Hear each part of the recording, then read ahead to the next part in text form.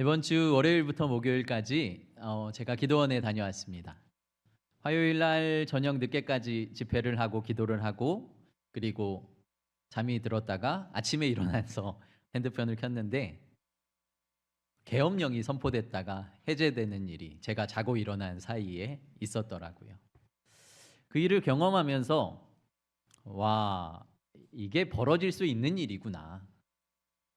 계엄령도 선포되고 해제될 수 있으면, 아, 우리가 막연하게 생각하고 있는 또다시 북한과의 전쟁도 얼마든지 일어나고, 또 여러 가지 사건과 사고가 일어날 수 있겠구나라는 생각을 했습니다.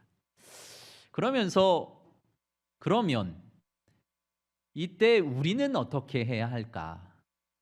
이때 이 땅의 교회들은, 이 땅의 성도들은 무엇을 해야 할까라는 생각을 했습니다. 세상 사람들과 똑같이 우리도 광장으로 뛰쳐나갈 수 있죠. 그런데 우리는 그것보다 먼저 하나님 앞에 나와 기도하는 일을 해야 되지 않을까?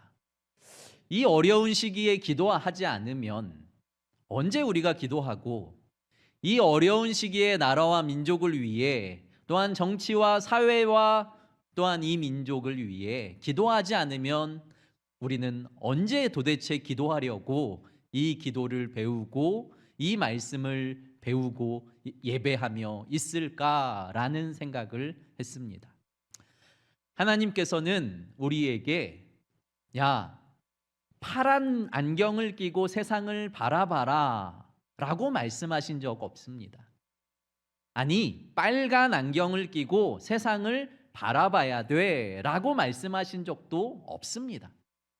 그런데 우리는 신앙인이라고 하면서 모든 사건에 내가 원하는 안경을 끼고 내가 원하는 방법으로 행동하기에 앞서는 일들이 얼마나 많은지라는 생각이 드는 거죠. 우리는 그리스도의 안경을 끼고 하나님의 시각을 가지고 이 사건을 바라보길 원합니다. 하나님께서 이 사건을 통해서 이 땅의 교회와 성도들에게 어떤 경고의 말씀을 주시고 어떤 회개가 나오게 하길 원하시고, 그리고 하나님의 말씀이 지금 우리에게 무엇라고 말씀하고 계시는지, 우리는 모두, 이 땅의 교회와 성도들은 모두 기도의 자리에 나와 기도하고 주님의 말씀 앞에 무릎 꿇고 하나님의 말씀을 들어야 할 줄 믿습니다. 각자의 판단이 있고 각자의 생각이 있습니다. 늘 하던 대로 하면 돼, 아니면 이런 일에 있어선 이 방법밖에 없어 라고 생각할지라도 주님은 가만히 서서 주님께서 무엇라고 말씀하시는지, 주님께서 어떻게 행하시는지 주목하고 듣고 그리고 나서 행동해도 늦지 않다라고 생각하는 거죠. 기도하고 나아가는 자들은 더 확신 가운데 나아갈 수 있습니다. 하나님의 말씀을 듣고 나아가는 자들은 더 믿음으로 나아갈 수 있습니다. 믿음의 사람들이 행동하기에 앞서 내가 얼마나 주님 앞에 기도했는지, 내가 그동안 얼마나 나라와 민족을 위해 기도했는지, 내가 얼마나 하나님께서 값주고 피로 사신 이 나라와 이 민족을 위해 기도하며 힘쓰고 애썼는지 먼저 우리의 신앙을 돌아보고 우리의 기도의 시간들을 돌아보고 우리의 말씀 앞에 순종하는 우리의 삶을 돌아보아야 하지 않나라는 생각을 했습니다. 사랑하는 성도 여러분, 지금 나라가 고난 가운데 있습니다. 이 고난 가운데 주님께서는 한 사람의 예배자를 찾으세요. 한 사람의 기도자를 찾으십니다. 물론 광장으로, 여의도로 가셔도 좋고, 광화문으로 가셔도 좋고, 어디로 가셔도 좋지만 먼저 기도하십시오. 하나님의 뜻을 구하십시오.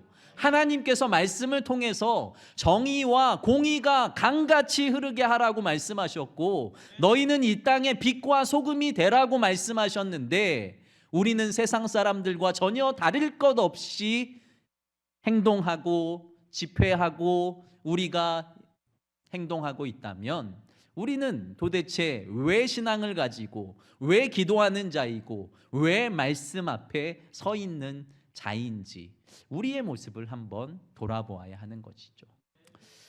사랑하는 성도 여러분, 이 어려운 난국에 성경의 말씀에 보면 이스라엘과 우리나라와 별반 다르지 않습니다.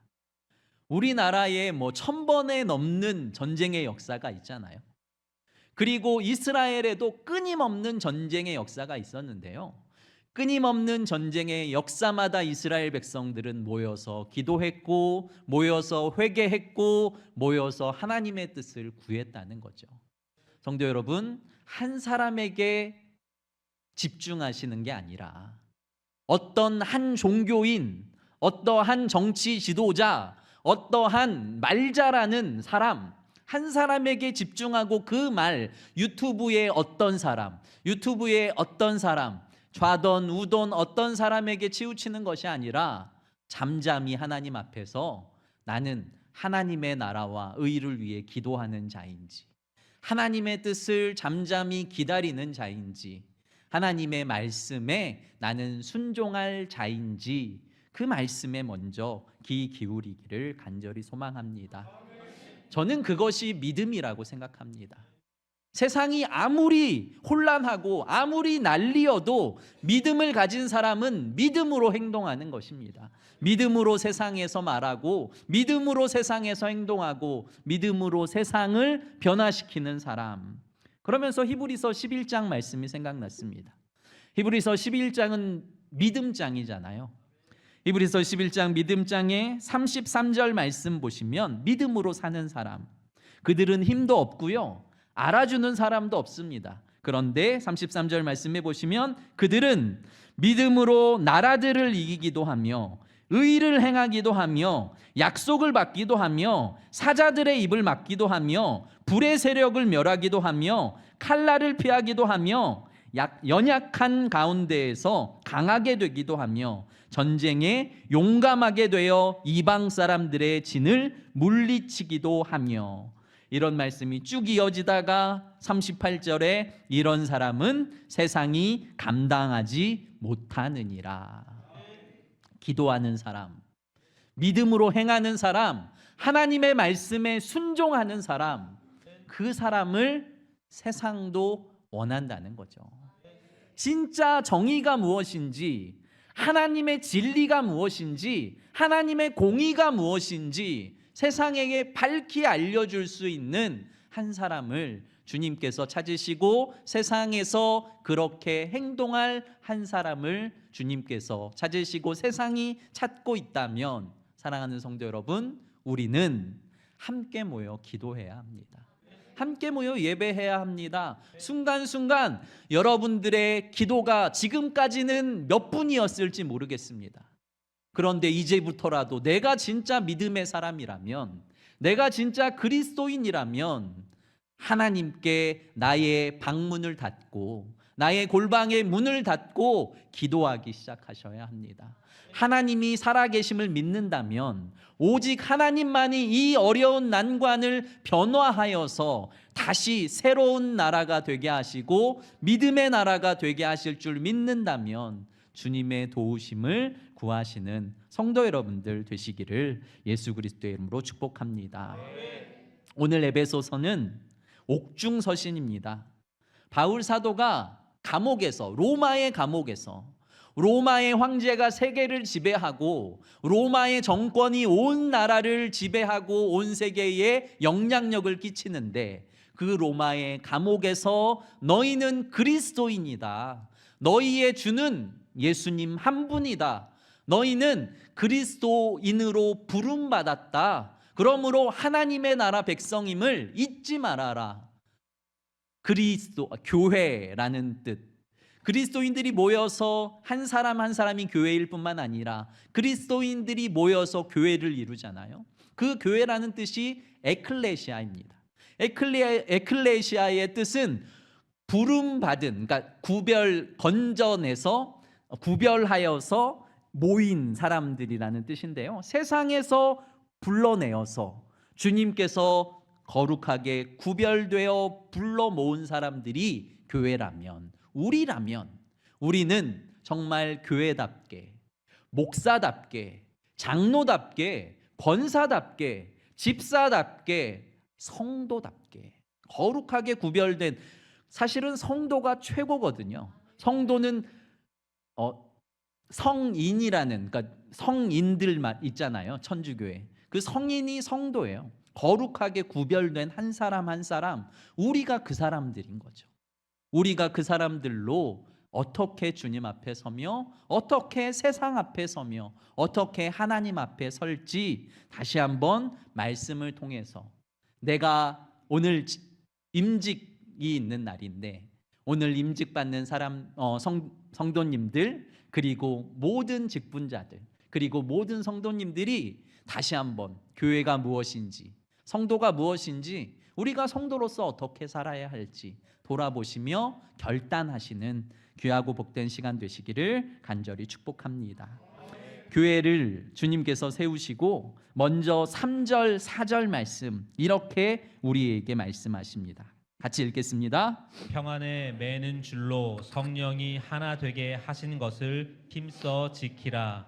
몸이 하나요 성령도 한 분이시니 이와 같이 너희가 부르심의 한 소망 안에서 부르심을 받았느니라. 아멘. 아멘. 뭐라고 말씀하십니까? 교회의 가장 중요한 것은 하나됨입니다.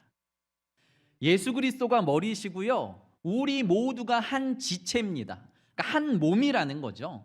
한 몸이라고 인정하면 그 몸이 하나 되어서 세포가, 그리고 심줄이, 그리고 피부가 모두 다 연결되어서 하나의 몸이 되는 것, 하나 되는 것이 가장 중요하다. 3절 말씀에 평안에 매는 줄로 성령이 하나 되게 하신 것을 힘써 지키라 라고 말씀하십니다. 성도 여러분, 우리 교회는 하나입니까? 진짜 하나 되기 위해 힘쓰고 계십니까? 힘쓴다는 뜻은요, 쉽지 않다는 뜻입니다. 노력해야 된다는 뜻입니다. 우리가 하나 되기 위해서 노력하고 힘쓰고 애써야 비로소 하나 될 수 있다는 뜻이죠. 한 지체이기 때문에 부족할지라도 나의 지체임을 인정하는 거죠. 아무리 연약할지라도 나의 지체임을 인정하는 것입니다. 그리고 평안의 줄로 매는 것입니다. 아무리 대단한 것, 아무리 많은 것을 가졌을지라도 평안하지 않으면 불안해질 수밖에 없고 염려와 근심이 생길 수밖에 없는 거죠. 평안의 줄로 교회는 매여 있어야 하는 거죠. 교회 오면 평안하고, 교회 오면 기쁘고, 교회 오면 감사하고, 교회 오면 불안하고, 교회 오면 걱정거리가 더 많아지면 왜 교회 오겠습니까? 우리 교회가 정말 하나님 안에서 평안의 줄로 성령이 하나 되라고 하신 그것을 힘써 지키고 있는지 우리가 돌아보아야 하는 것이죠. 10여 년 전에 이름만 되면 알만한 큰 교회에 방문한 적이 있습니다. 성전에 그 교회에 들어가서 로비에 큰 입간판이 하나 세워져 있어요. 그러면서 성도의 10가지 수칙 이런 게 기록되어 있습니다. 그런데 제일 다른 건 생각 안 나는데 1번이 생각납니다. 담임 목사를 비방하는 사람은 이단인지 의심해라. 이런 문구였어요. 그래서 무슨 저런 문구를 어떻게, 근데 그럴 만한 교회예요. 그래서 진짜 그 목사님이니까 이렇게 할 수 있구나 라고 웃어 넘겼던 기억이 오늘 말씀을 준비하면서 났습니다. 이 말을 좀 순화시켜서 생각해 보면 이게 동의할 만한데 라는 생각이 드는 거죠. 성도가 성도를 비방하면, 권사가 권사를, 집사가 집사를 비방하고 헐뜯고 하나 되는 것을 방해하면 의심하는 것 필요하지 않을까라는 생각을 하게 되는 거죠. 하나님은 우리를 하나 되라고 부르셨는데, 하나님은 하나님의 나라를 위해 부르신 모두가 한 몸이라고 말하는데 자꾸 분열시키고 자꾸 이간질시키고 자꾸 비판하고 자꾸 갈라지고 깨지게 한다면 그것은 듣지도 말아야 하고 그리고 동조하지도 말아야 하는 것이죠. 이런 말이 있습니다. 교회에 분쟁만 없어도 부흥한다. 저희 교회가 42년이 됐는데 저는 다 알지 못하지만 성도 여러분 한번 지난 세월을 생각해 보십시오. 야, 그때 우리가 싸우지만 않았어도, 그때 우리가 분쟁하지만 않았어도, 그때 우리 교회가 이렇게 되지만 않았어도 지금 우리 교회는 몇 명이 됐을 텐데, 지금 우리 교회는 얼마나 건강해졌을 텐데, 얼마나 아름다워졌을 텐데 라고 생각하시지 않으십니까? 악한 마귀 사탄은 어떻게 해서든지 교회에 이간질하고 교회를 갈라지게 하고 교회를 비난하고 성도가 성도를 나뉘게 하는 일을 하는 거죠. 그런데 하나님은 어떻게 해서든 평안히 매는 줄로 교회를 하나 되게 하고 성도를 하나 되게 하고 성도가 성도를 사랑하게 하는, 우리 교회가 그런 교회 되기를 간절히 축복합니다. 7절 말씀도 함께 읽겠습니다. 우리 각 사람에게 그리스도의 선물의 분량대로 은혜를 주셨나니. 아멘. 우리 각 사람에게, 각 사람이에요, 그리스도의 선물을 분량대로 은혜를 주셨나니. 선물이 은사라고 한다면, 주님을 섬기는 각자의 은사라고 한다면 그 은사의 분량대로 주님은 은혜로 주셨다는 거죠. 그러니까 내가 가지고 있는 은사들이 모두 다 은혜로, 내가 가지고 있는 직분들이 모두 다 은혜로 주어졌다는 것을 먼저 잊지 말아야 합니다. 직분에 관해서도 말씀하시죠. 11절 말씀도 같이 읽을까요? 그가 어떤 사람은 사도로, 어떤 사람은 선지자로, 어떤 사람은 복음 전하는 자로, 어떤 사람은 목사와 교사로 삼으셨으니. 아멘. 오늘 권사님 네 분과 안수 집사님 한 분이 세워집니다. 이분들을 포함하여서 모든 직분자들, 모든 성도들이 이 말씀을 잊지 않으셨으면 좋겠습니다. 교회는 은혜로 세워진 곳이다. 교회는, 세상은 능력에 따라 일하는 곳이라면 교회는 은혜로 일하는 곳이다. 목사가 은혜가 떨어지면 내 말이 나가게 돼 있고요, 내 욕심을 채우게 돼 있고요, 은사자들이 은혜가 떨어지면 자신의 욕심을 채우고 자신의 말이 나가다가 이단이 되기가 쉽다는 거죠. 사랑하는 성도 여러분, 교회는 능력껏 일하는 것이 아니고요, 은혜로 일하는 것입니다. 내가 하는 것이 아니라 오직 주님께서 나를 자녀 삼아 주셨다. 오직 주님께서 나를 구원해 주셨다. 오직 주님께서 나를 성도로 이 교회에 불러주셨다. 그러므로 나는 아무 가치 없고, 나는 아무런 자격 없고, 오직 주님의 은혜 때문에 나는 장로의 직을, 나는 권사의 직을, 나는 안수집사의 직을, 나는 성도의 직분을 감당합니다 라고 결단하시는 성도 여러분들 되시길 간절히 축복합니다. 다시 말하면 은혜가 떨어지면 분쟁이 일어나고요, 은혜가 떨어지면 내가 한 일들이, 내가 한 사역들이, 내가 한 직분들이 내 자랑이 됩니다. 그런데 은혜가 있으면 내가 한 모든 일들이 하나님의 영광이 되는 거죠. 하나님이 직분 주셔서, 하나님이 은혜 주셔서, 하나님의 사랑 때문에 나는 지금까지 이 일을 감당했습니다 라고 하나님께 영광을 돌려야 하는 것입니다. 12절 말씀 같이 읽겠습니다. 이는 성도를 온전하게 하여 봉사의 일을 하게 하며 그리스도의 몸을 세우려 하심이라. 아멘. 사도와 선지자와 목사와 교사를 세우신 이유, 사도와 선지자는 주님의 말씀을 직접 듣고 증거한 사람이라면 목사와 교사는 성경에 있는 말씀을 듣고 묵상하여서 전하는 자들.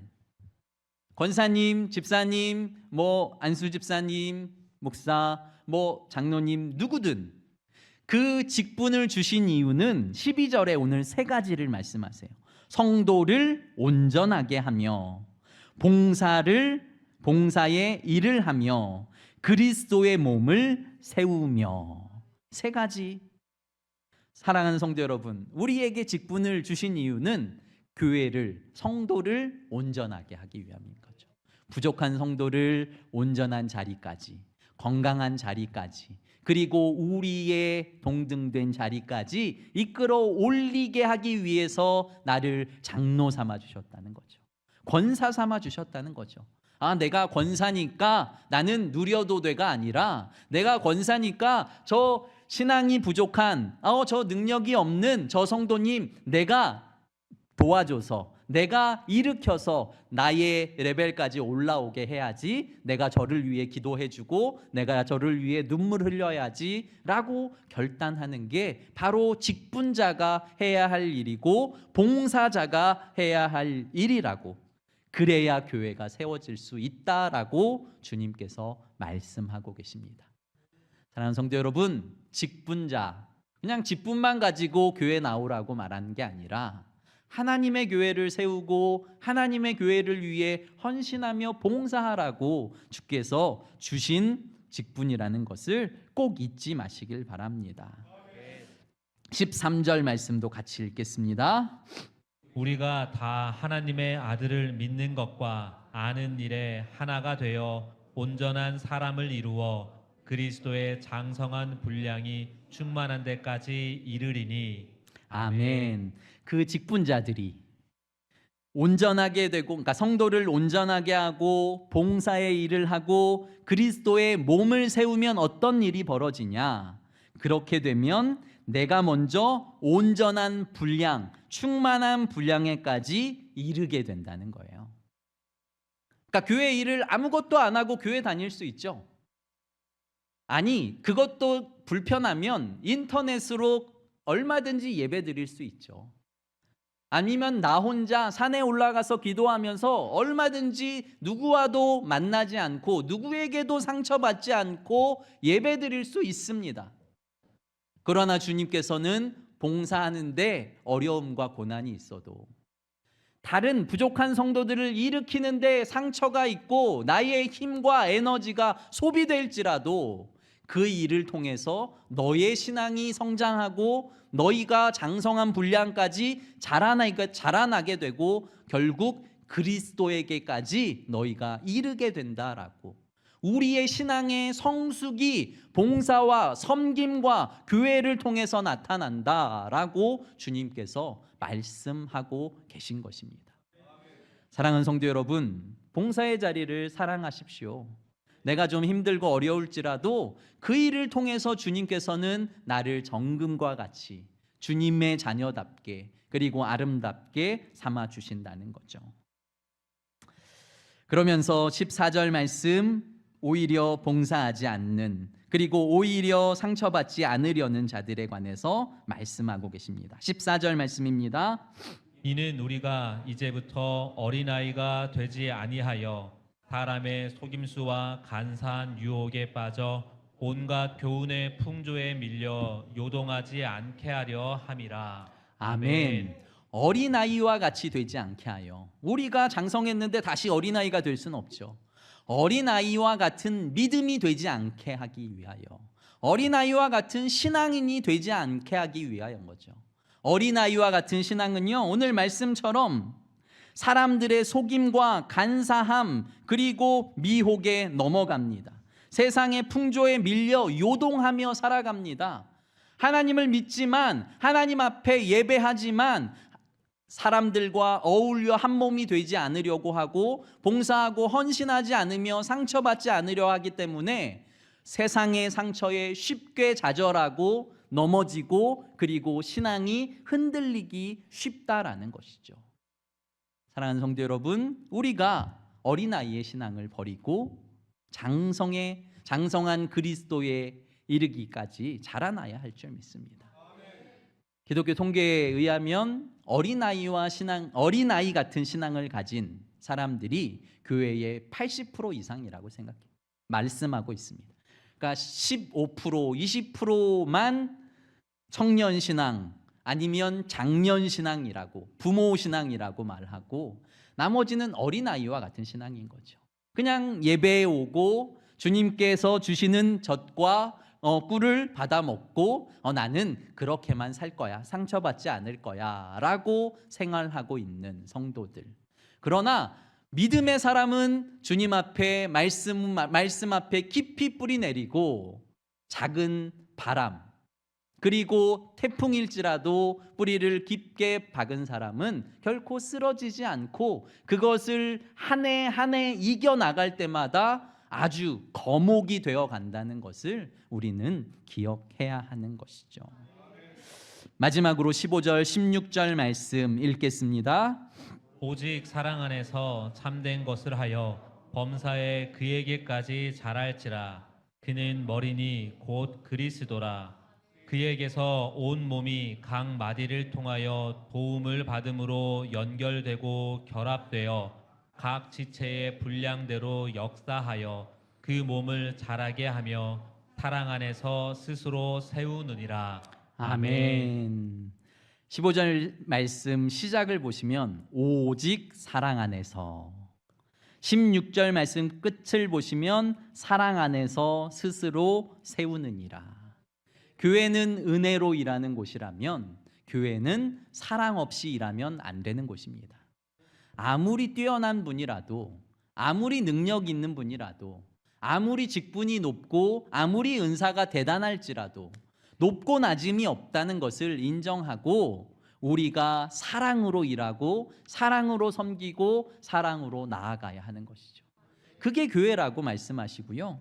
주님께서 그리스도가 교회의 머리이고 그에게 모든 사람들이 연결되어서 그로 말미암아 힘을 얻고 그가 연결되어서 한 몸을 이루느니라 라고 말씀을 하시는 거죠.